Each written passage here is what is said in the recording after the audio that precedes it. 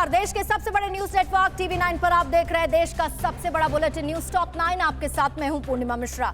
इसमें हम आपको दिखाते हैं देश दुनिया की बड़ी खबरें। टॉप 9 में सबसे पहले बात आर्मेनिया और अजरबैजान के बीच जारी महायुद्ध की। आर्मेनिया अजरबैजान की जंग में कहां पर भीषण बमबारी हुई, अजरबैजान के मिसाइल अटैक में कहां पर कहर बरपा। अजरबैजान के राष्ट्रपति ने जंग को लेकर क्या नया दावा किया। जंग से जुड़ी हर बड़ी खबर देखिए टॉप 9 विध्वंसक महायुद्ध।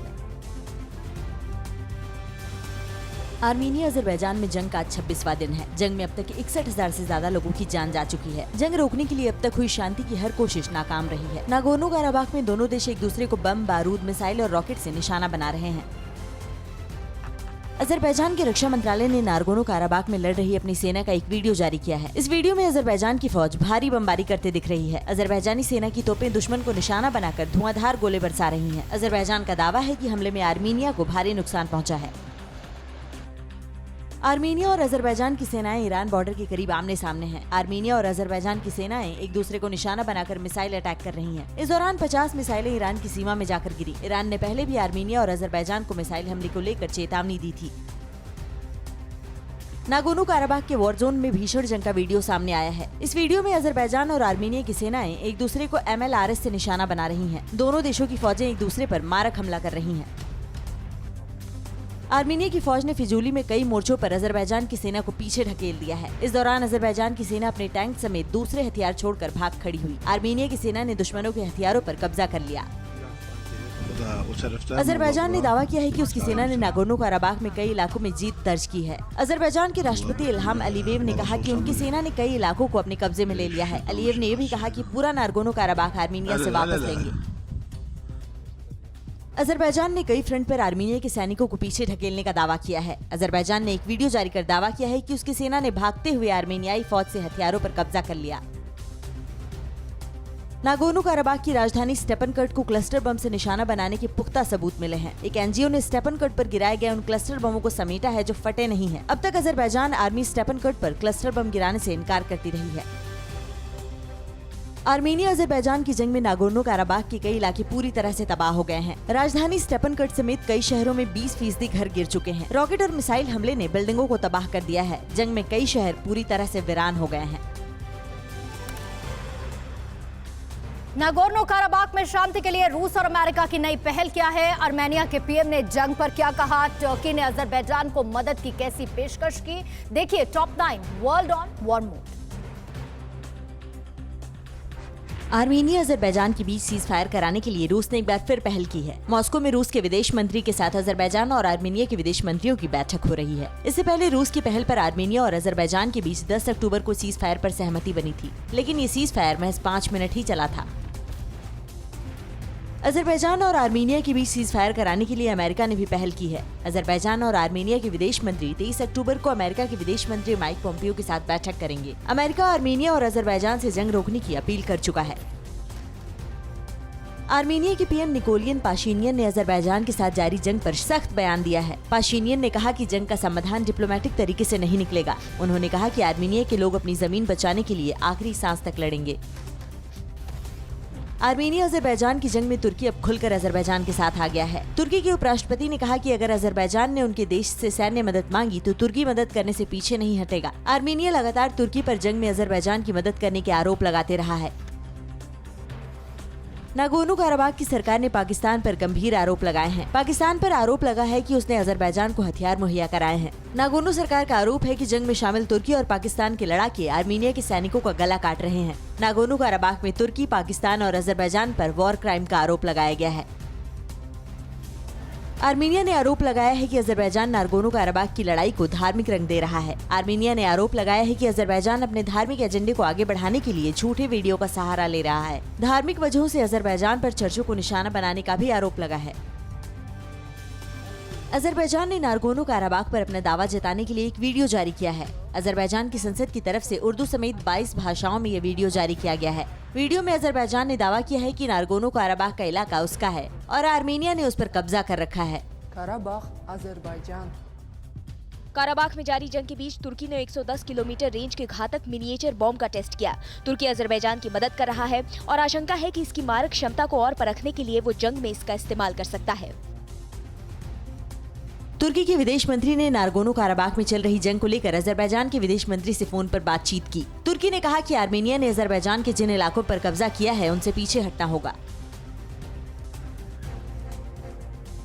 चुनाव आयोग के नोटिस पर कैसे फंसे कमलनाथ और बिमल गुरुंग ने क्यों छोड़ा एनडीए का साथ? देश की बड़ी खबरें टॉप 9 भारतवर्ष में।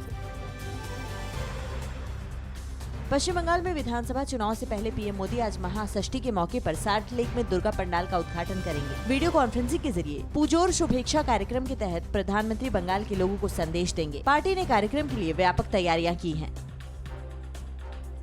मध्य प्रदेश की कैबिनेट मंत्री इमरती देवी को आइटम कहने पर पूर्व मुख्यमंत्री कमलनाथ की मुश्किलें बढ़ गई हैं। चुनाव आयोग ने उनसे 48 घंटे में जवाब मांगा है। राज्य में अभी विधानसभा की 28 सीटों पर होने वाले उपचुनाव के लिए चुनाव प्रचार जोरों पर है।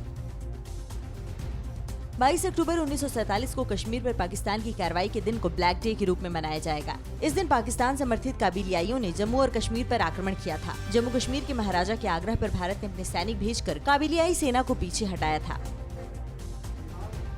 गोरखा जनमुक्ति मोर्चा के प्रमुख बिमल गुरुंग ने एनडीए छोड़ने का ऐलान किया है। साथ ही उन्होंने 2021 के पश्चिम बंगाल विधानसभा चुनाव में बीजेपी के खिलाफ मुकाबले में ममता बनर्जी के नेतृत्व वाली तृणमूल कांग्रेस का समर्थन करने की बात भी कही। गुरुंग ने बीजेपी पर अपने वादे पूरे न करने का आरोप भी लगाया है।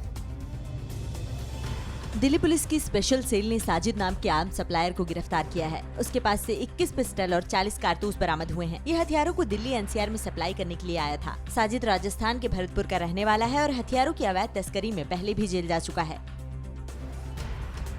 भारी बारिश के बाद बाढ़ के हालात बदतर होते जा रहे हैं। बाढ़ से पूरा जीवन अस्त व्यस्त हो गया है। राज्य में अब तक करीब 50 लोगों की मौत हो चुकी है। कुछ ऐसा ही हाल हैदराबाद के उस्मान नगर का है, जहां लोग 5 दिन से पानी में रहने को मजबूर हैं। इलाके के करीब 500 घर पानी में डूबे हुए हैं।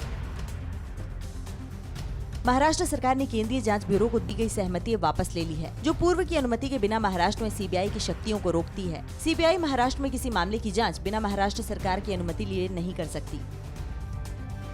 मुंबई पुलिस ने कंगना और उनकी बहन रंगोली को समन भेजकर पूछताछ के लिए बुलाया है। दोनों को 26 और 27 अक्टूबर को तलब किया गया है। बांद्रा कोर्ट ने कास्टिंग डायरेक्टर साहिल अशरफ सैयद की शिकायत के बाद कंगना और उनकी बहन के खिलाफ एफआईआर दर्ज करने के आदेश दिए थे।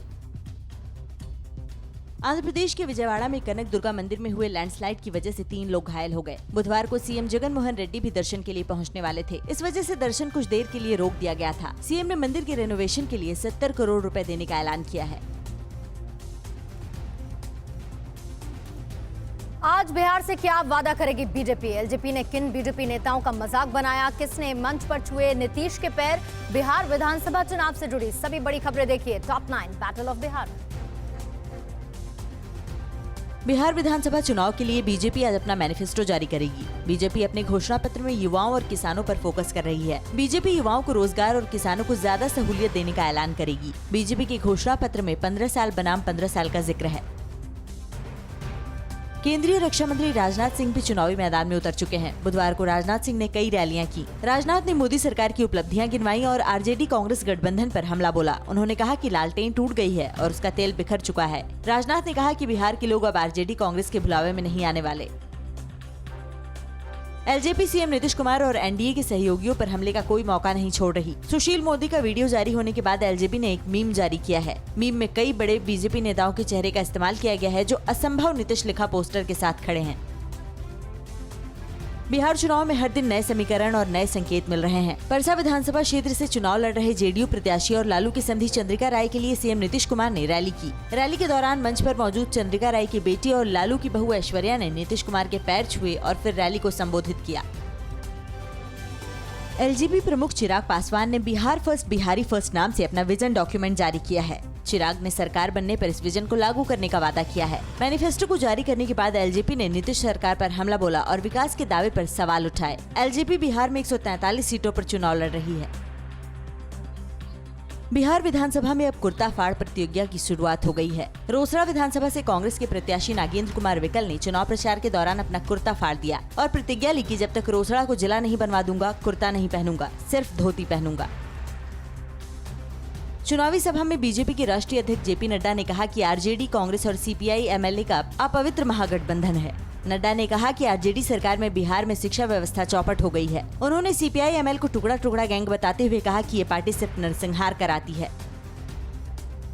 बिहार विधानसभा चुनाव में तू मैं की एंट्री हो गई है। जन अधिकार पार्टी के अध्यक्ष एक चुनावी जनसभा में नीतीश कुमार पर हमलावर थे और अमर्यादित भाषा बोल गए। वहीं तेजस्वी पर हमला बोलते हुए बोले कि नीतीश और तेजस्वी में मैच फिक्सिंग चल रही है।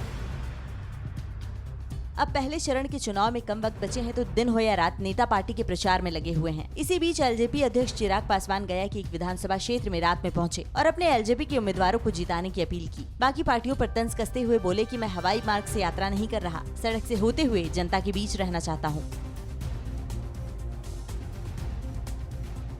कहां पर पिछले कई दिन से बुनकरों की हड़ताल जारी है। सनकी ने कहां पर पिस्टल के साथ हंगामा मचाया। नकाबपोश बदमाशों ने कहां पर दिन दहाड़े बैंक को लूट लिया।